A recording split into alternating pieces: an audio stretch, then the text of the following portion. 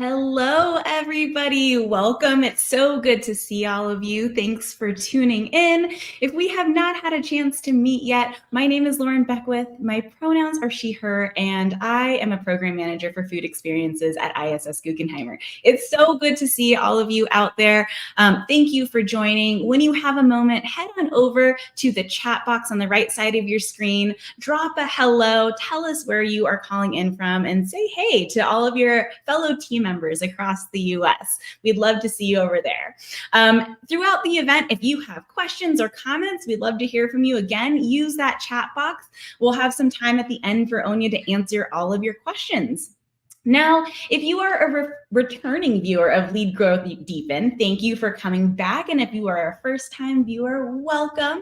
I just wanted to remind everyone that the goal of this series really is to highlight the way that we and other industry professionals lead with inclusion, grow diverse representation, and deepen our partnerships through diversity, equity, and inclusion. At ISS Guggenheimer, we know that it really is the people that make places, and we're a company of belonging. One way that we hope that you will find belonging in the workplace is through our ERGs. So if you would like to get more involved with our ERGs, please make sure you scan this QR code and complete the form. All right, are you ready? Let's go ahead and bring out today's guest, Aine O'Brien. Welcome, Aine.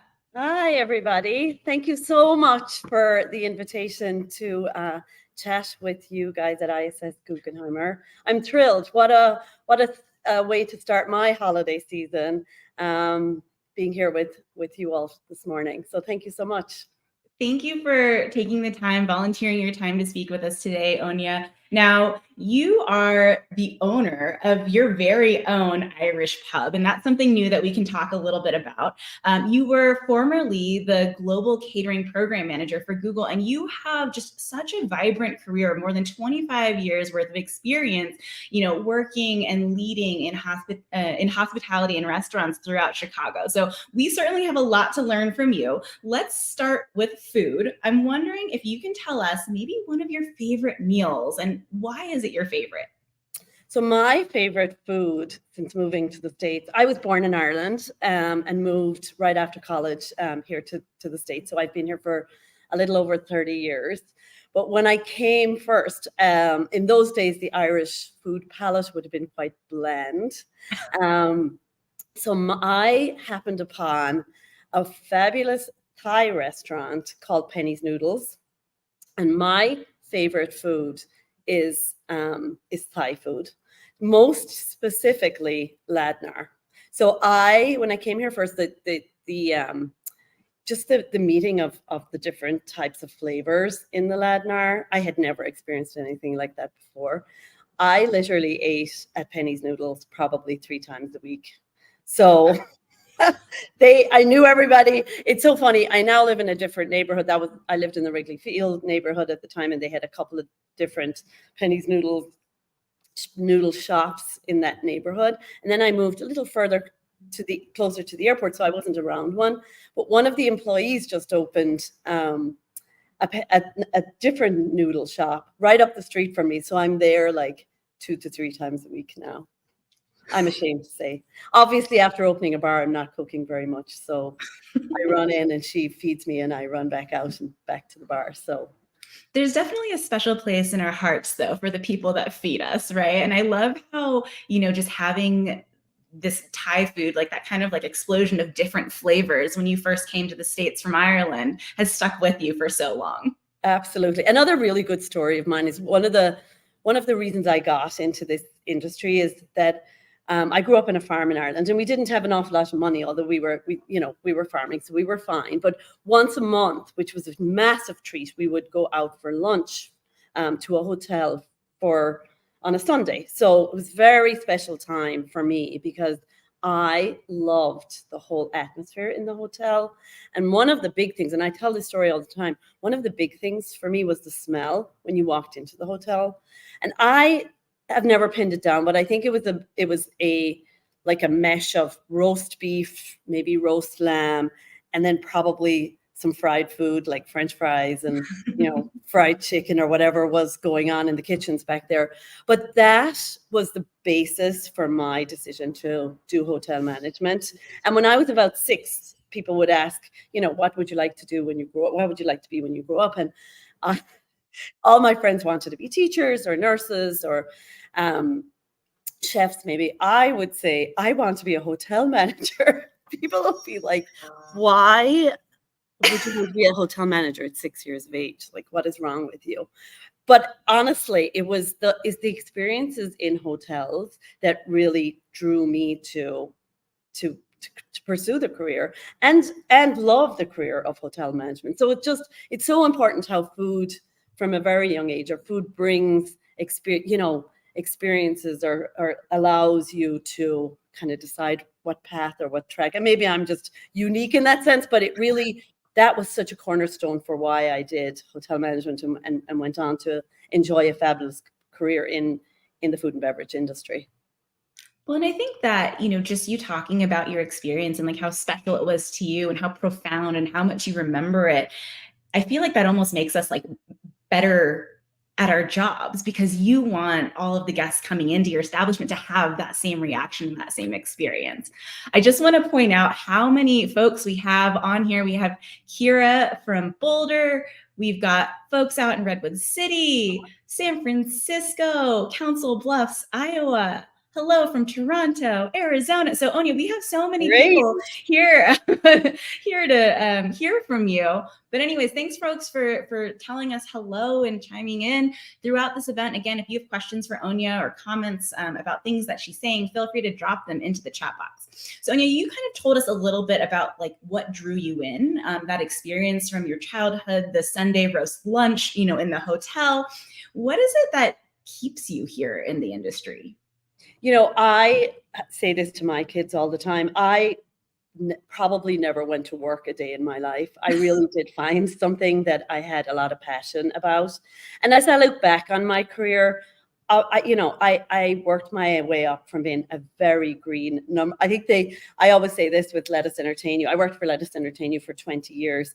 And I think I was a number 4 manager, and I think I might have been the first number 4 manager. They actually put it like a placeholder in. I was so off the boat and so green that they gave me a title that they hadn't had before. But I worked my way up into a GM position in the operations field. And then when I had kids, it was just easier for me. Operations, as you all know, is hard, especially late nights when you have small babies. And so I decided to just switch my career up a little bit and go into sales and catering at that point, and events. So again, just, navigating through all those times in your life where, you may be challenged, right? Like for me, I love operations. I absolutely adore being in the middle of a dining room, and for there to be a chaotic, like 450 people in the dining room and another 200 people waiting to get in. I am at my best right there. And there's, just when it's like the orchestra coming together and I'm the conductor, it really is just like, there's no other high that you get, I think, than running a dining room like that. But it gets really hard when you've 2 and 3 small babies at home, and you're up really early, or you're up through the night, and you're trying to stabilize a home life and a career. So for me, I had to take a step back. I had 3 small babies. I had kids all in a row.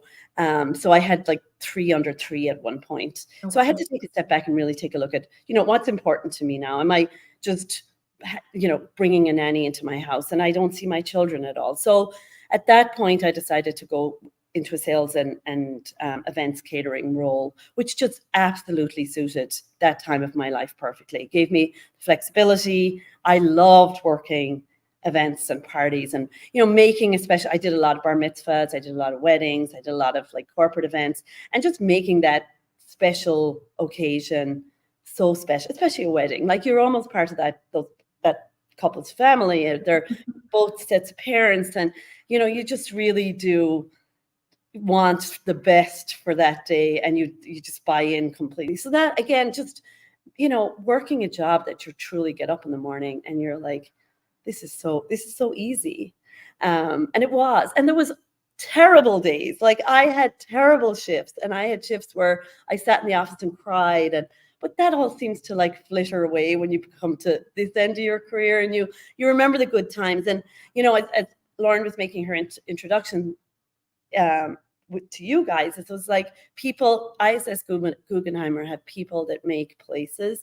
It's so is people that make places. And I think that's been the success of my career, is really buying into the people that worked on my team with me, and knowing everything about them, right? Like, knowing what was going on in their lives or what they wanted to share, knowing how many kids they had, and making, I always, even though sometimes I was younger than the people that I was managing, I still always felt like I was the mom because I was their manager, and I made them part of my family. And they all knew my kids, and they knew what was going on with me, and I knew what was going on with them, so that if there was a really hard day and something really drastic happened, that we could sit down and say, look, there's obviously something else going on here. Tell me what's going on, or what do you need from me? And really just making personal decisions about managing people through personal decisions, rather than managing for a bottom line. And the bottom line will come if you manage people properly, and treat people properly as you would want to be treated yourself. That was always my key pieces. If I had to go into a difficult situation or a difficult conversation, pulling myself out and saying, how would I like this conversation to go if the roles were turned around? Absolutely. And I think, I can speak from personal experience, Onya. When you and I worked together, I always really appreciated how, maybe we only have 30 minutes to touch base and we have a lot of business to cover, but it was just remembering that we're people first, and taking that moment to acknowledge that we're all human, we're all going through things, right? And we can be there for each other in more than just like a professional capacity, right? Like, you feel for what I'm feeling, and I feel for what you're feeling. And I think that really does go a long way in building trust. And again, that people make places environment. Absolutely. And I think, as we head into the holiday season, this time of year for us food service professionals, very difficult. We're on our game. And whether you work for ISS Guggenheim, or you're part of a big restaurant team where, you're at like, this is just the craziest time of year for us, as we, a lot of end of year. If you work at a corporate environment, it's coming into the end. There's a lot of pressure on your clients, and there's a lot of pressure on the people who you're providing food for. But there's a lot of pressure on you too, and the holiday season. So I think that it's so important to really dial in, especially around the holidays, and make sure that everybody's feeling good and they have what they need. Sometimes it's simple things. Sometimes it's just, hey, can I get you a glass of water? Or would you like me to make you a pot of coffee? And it's not about making these, big sacrifices. It's the little things that you can do to make each other's lives. And I think when you're on a team, it is really, saying, I'm going to do something special for 1 or 2 people today. And it could be making a cup of coffee, or buying, a Starbucks for somebody on the way in. I think those things go such a long way. Yeah.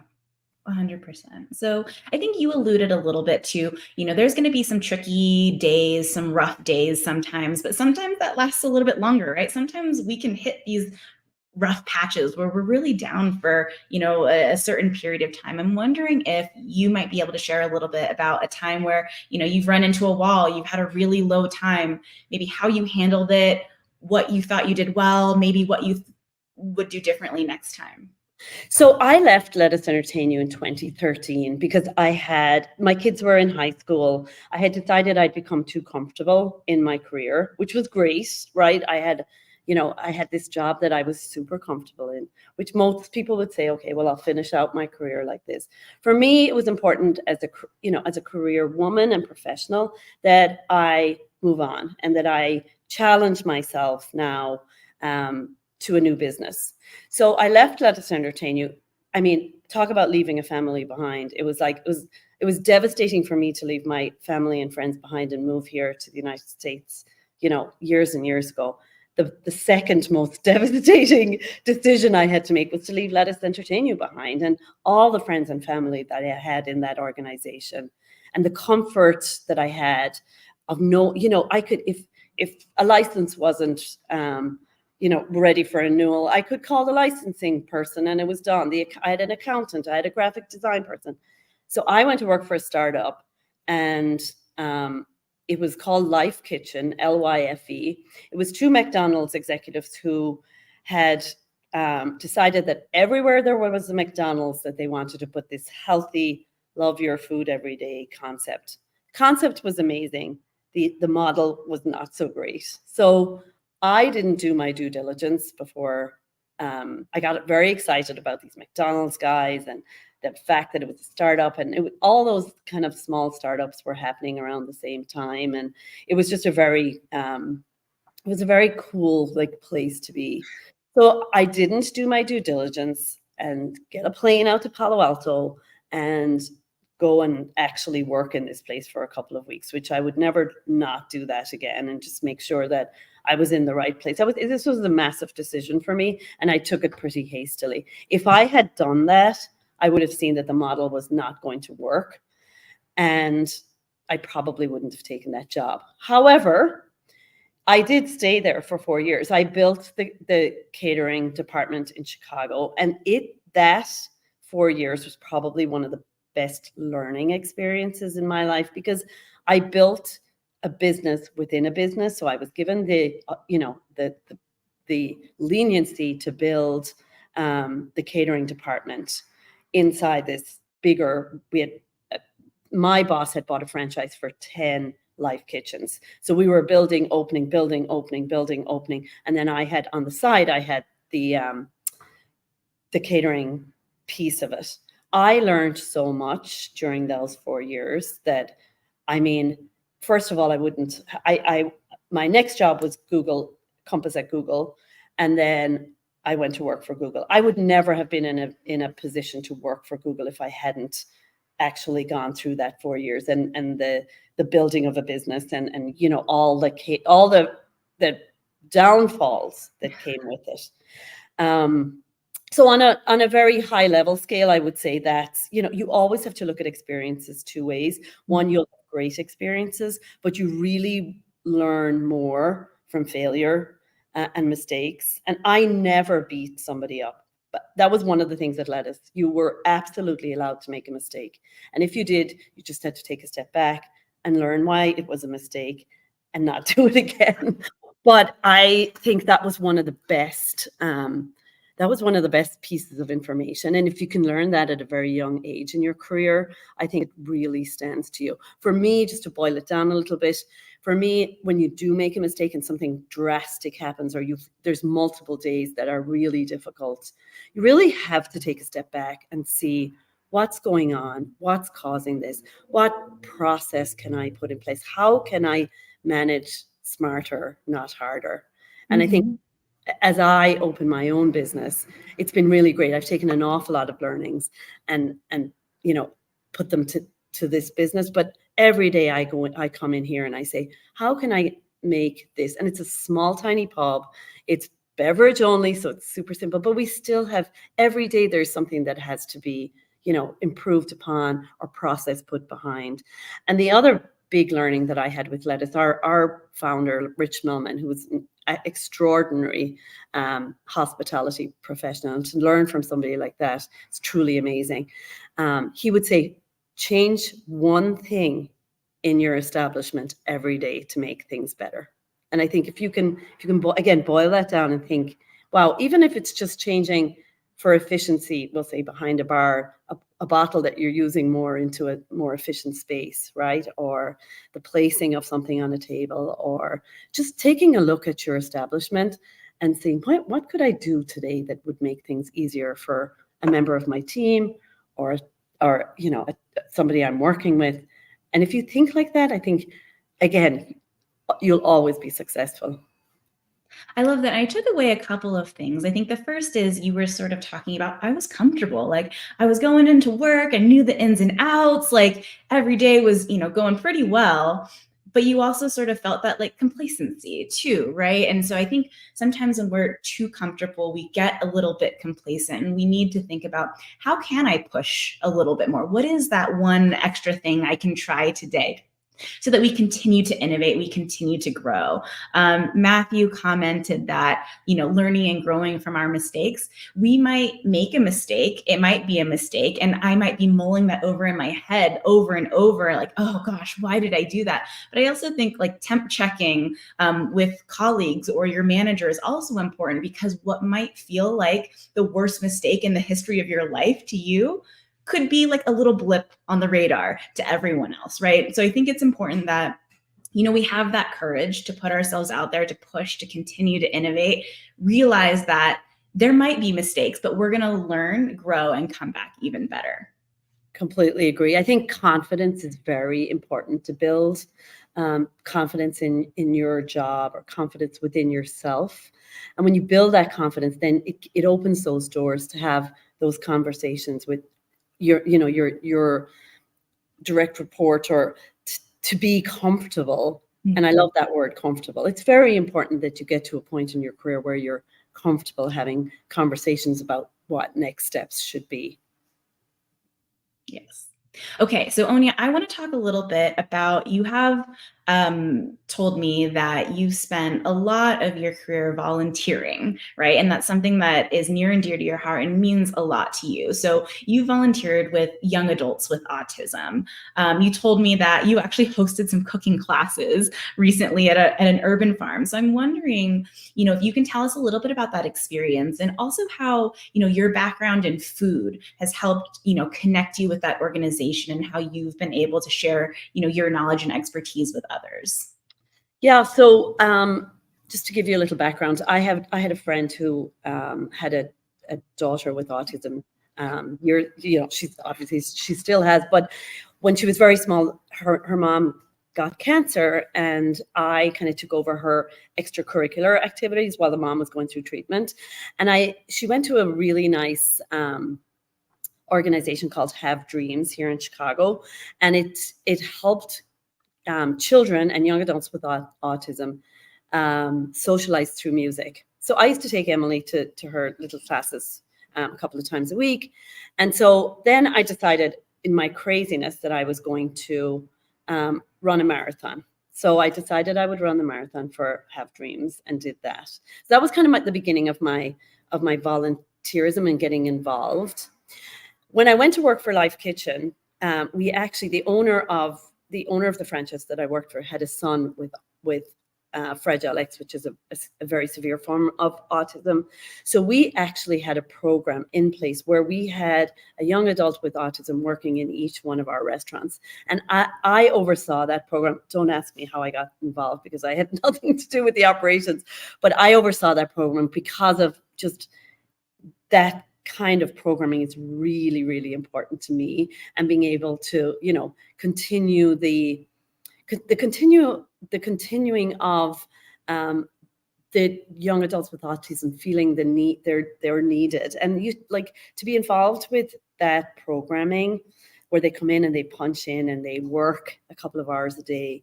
They got so much out of that. So that continued for my 4 years through Life Kitchen. And that was such an enriching experience in dealing with several different organizations that dropped kids off and coached, and then we oversaw and managed them. So then through that, I also got involved with a wonderful foundation called the Julie and Michael Tracy Foundation here in Chicago. They also have a son with autism, and they opened group homes in the medical district, which is west of the city here, very much in the city. The medical district came to them back in the early 2000s and offered them a parcel of land in the middle of the city for them to do whatever they wanted with. So they decided that they would open a farm or build a farm, because it was kind of rubble, build a farm and have the young adults come and farm this land with the help of a farmer and very many volunteers, harvest the produce and then sell the produce. So they had this kind of little industry going. So I got involved with them years and years ago, and I did some fundraising and just kind of awareness for the farm before COVID. And then I lost contact with Julie over COVID. And when I was laid off in January, I said, you know what, I would love to get back involved with the Julie Michael Tracy Foundation and see what I could do. So I did. And thanks to my experience with Lauren and the Google team, I was comfortable enough. I'm not the best cook by any means. I'm a good mom cook, but I'm not, definitely wouldn't be on any of your levels. But I decided that I would take, all of everything that I'd learned over the 2 years prior, and working with the Teaching Kitchen team, and just make it very simple, but do a teaching class once a week with the young adults. So I started, I think, back in late April. It was still pretty cold and we were very little harvesting, but we did every single week through the holidays through the summer into just the beginning of October. We stopped and we did very simple. The first class I thought was salads, and we made our own dressing, and it was so cute because none of the kids had ever made dressing. They'd always bought dressing at the store, and they were, can I take some home for my mom? I would love to have her taste the dressing that I made. We made salsa and guacamole. Again, very simple, but just we made a fabulous basic pasta, tomato sauce, because we had an abundance of tomatoes, obviously, and garlic. And we had people come by the farm and they would give us recipes and we would try their recipes. And it ended up being such an enriching experience for me. And I certainly got more out of it, I think, than the kids did. But I think the feedback from Julie and Michael Tracy, who are the owners of the foundation, they just came to me and were like, the feedback was just amazing. So it's been a win-win situation for me, and I'll build it into my schedule next year, and hopefully I can use some of the produce. I haven't started doing food here at the bar yet. We just started quite simply, but I'm thinking of doing soups and simple sandwiches and incorporating the farm produce into my menu, which would be lovely. Really incredible. That's incredible, yeah. Anya. And I'm glad. I mean, I feel like I would definitely take a cooking class with you for sure. It would be so much fun. But I think it goes to remind all of us that, you admit I'm, not a chef, but I have skills, I have knowledge, and I have passion, for what we do. And we can really make an impact on the lives of others. And in turn, you said that you got so much out of the experience as well. Personally, so much out of the experience. It was just truly, it got me over a time in my life when, I got laid off from Google in January, and I thought, I'm going to take a little time off and decide what's next for me. And it really did help, just with that, getting up in the morning and having somewhere to go that meant something to me, right? That I was excited to do. And it meant something to the kids also. Well, we only have about a minute or so left. I can't believe how fast it went. But I do want to circle back to your comment about, raising children while working. And I know you mentioned, just navigating your position to suit, the lifestyle that you needed to have to give you the schedule and availability for your kids. I'm wondering, though, if you think that, the food industry, as you were raising your children, had any effect on your children and, their connection to food or, guest service and hospitality. So I have 3 kids. I have a daughter and 2 sons. My daughter's the oldest, and she's 25. She's in the business with me. So she absolutely loves the food and beverage industry. My youngest son is traveling in Asia right now. And he was going to be a pilot, but dropped out of college. So he's gone to Asia to kind of figure out what he wants to do. But he also, for the last year, has waited tables, and he will come into the business with me. We're actually talking about doing a food truck together. So when he comes back, we'll see what happens. I think we could be very successful, given how the bar has been successful. We could be very successful with that. And then I have a middle son who works for SpaceX. He's an aerospace engineer, and he doesn't want anything to do with the bar. So 2 out of 3 ain't bad. I think what I have asked them several times, because I was a working mom. I worked, when they were babies, I probably worked a 50-hour work week. And then I pulled back a little, just flexibility wise. And they said their only memories, I had a lovely nanny, and they were very grateful that the nanny was there a lot of the time, I think. But I will say, I always knew I wanted to go back out as a working mom. I was much more balanced as a woman, because I had work and I gave 1,000% to the kids when I was home. If I had been home with kids all the time, I wouldn't have been probably the greatest mom. Good mom, not great mom. But I really did. I think I balanced my life very well. I mean, there was a lot of craziness, but I really felt like I gave to the kids when I needed to give to the kids. And then I gave to my job 100%. But remember, I was always really happy in my job, and that was a key balance as well. So they only remember they were brought in to help with bar mitzvahs and blowing up balloons and setting up wedding decor. So again, their memories of my working was always amazing. They didn't see, cleaning out in the back kitchen at the end of the night and the dishwasher backing up or the sewers backing up. They didn't see any of that stuff. They saw the nice stuff. So I think it definitely encouraged them to follow in my footsteps. Yeah, well, you got to show them a little bit of the magic, right? That goes into creating these very memorable experiences. Exactly. Well, we are at time, Aine, though. I do want to give you an opportunity to just kind of tell us what's next. So, folks, if you have to sign off, it was great to see you. We'll see you next time. If you have a chance to stick around, please do watch. Again, this recording will be available after the event. So, Aine, now you have just started a new venture. You have your own pub. In a couple of minutes, can you just tell us a little bit about the pub and kind of what's next for you? Sure. So again, to go back to the career decision, when I was laid off from Google, I just decided to take some time, take a step back, and really decide what was important to me as I, head into kind of the autumn of my life, I would say, and what I hope is maybe my last pitch at my career before I retire. And as I did that, I considered, I met with a lot of my old colleagues, went back out and started looking at what was out there in the corporate world again. And while I enjoyed that time in my life, I was never happier than when I was running a dining room, like I said earlier, and in the midst of people and just bringing people together. And this opportunity came my way.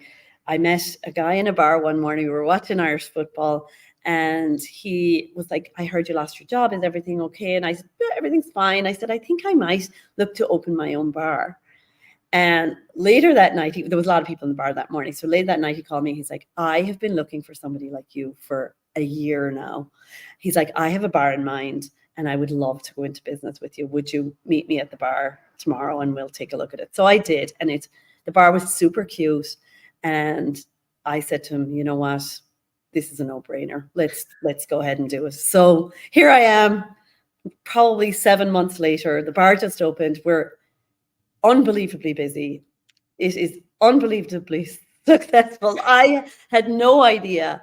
Our numbers are like far exceeding expectations. So we're absolutely thrilled. It's a lovely atmosphere here. It's exactly what I wanted. I work a couple of hours a day myself, and then I give it over to the younger folk at night. But the amount of people who come in just to sit at the bar and have a chat, and then a lot of people know each other. And we had 3 ladies groups here the other night, and they were all intermingled. Their kids were going to school together. They were doing other, activities, and it was like a meeting place. And that's what I built it for. I also built it that women would feel comfortable in a bar setting. And so I have lovely, like, soft furnishings, and it's just amazing. It's amazing to own your own after many years of making a lot of money for other people. I'm delighted I've taken this step. And you know what's next? We're hoping that we can open a second one. And like I said, we're looking at a food truck because we don't have food here. And then so the name of the bar is Ma O'Brien's, but that's my maiden name, and my married name was Martinez, so I could also do a Mexican restaurant and do Ma Martinez. So well, we've lots of things on the sticky board for what's going on in the future. And I also want to give credit to you because when you and I saw each other, you mentioned that, you know, you had never worked in a bar before. So instead of just saying, I'm going to open this bar because it sounds like a great opportunity and, you know, you have a vision for it, you yourself actually picked up shifts, bartending, waiting tables, working in a bar to truly understand, you know, what running this operation would be like, from the serving tables, from the serving drinks, all the way to managing the bar. Yeah, I think that's really, really important, is to put yourself in the footsteps of the people. You know, as we grow, obviously, I won't take on shifts, but a lot of people come in here to meet Ma O'Brien, so it just makes sense that I'm behind the bar and actually serving out their Guinness or whatever. And it's cool. So, you know, rather than just hanging out here all the time and schmoozing, it is really nice that I get a couple of hours behind the bar. It's also very important, though, that the right people are. I'm not a good bartender, so I'm not an experienced bartender. So it's important to me that the right people, you know, aces in the places when it's busy at night. I do the Jeopardy crowd. So I have a crowd that come in here. The bar is full at 3:30. The TVs go up and they play Jeopardy when Jeopardy is on, which is super cute. So I can manage that crowd, but the later night younger crowd, it's important that the more experienced bartenders are on staff for that than at night. Well, Onya, again, our conversation, it went so fast. I feel like we could keep going, but we need to wrap up. So I just want to, you know, again, thank you for your time. I feel like I had so many big takeaways. I think maybe the biggest one was just how, you know, you thought back to your own experience and you know what drew you into this industry, and you've sort of made it your purpose and your mission to create that experience for others and give to others. I also loved what you said about, you know, just taking care of our people and taking care of each other. Remember that we're people first, you know, leading with your heart and making sure that we're the best versions of ourselves, and we give that to others and we'll get that in return. Anything you want to leave us with? No, thank you so much. I can't believe that this has gone by so quickly. I feel like I could chat here all day. But thank you, and happy holidays to everybody. And as Lauren said, take care of each other and the rest will take care of itself. Amazing. To everyone who has been watching, if you're watching on recording, thank you for tuning in. Again, thank you to Onya, and we'll see you next time. Bye, everyone. Bye.